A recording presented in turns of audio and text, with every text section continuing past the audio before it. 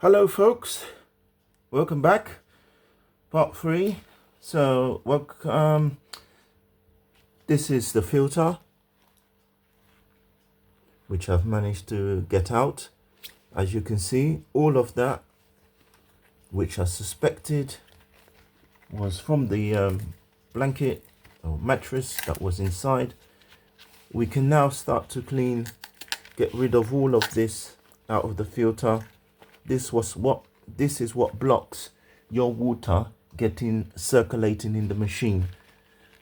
So if this is blocked, your washing machine will be blocked from circulating, and it won't drain, I don't think. So you have an issue, an error message, and error message on the machine, which you need to look into your filter, which I suspect to be E21. Don't know, maybe other machines have different error messages. Water isn't always soapy on these machines, but in this instance it was soapy water.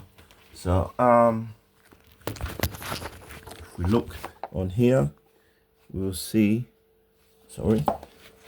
what's inside. All of this is what is trapping the water to circulate and go through this end, I believe, goes through that and goes to the back of the machine, and it gets drained through the hose at the back.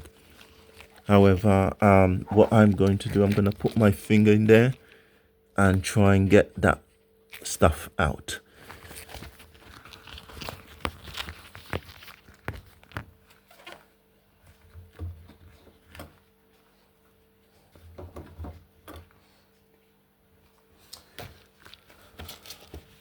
So hopefully we'll see you in part 4 when I've got the stuff out, and hopefully we'll start putting back the stuff, filter bits, and trying the machine to hopefully this machine should be cleaned and no more issues.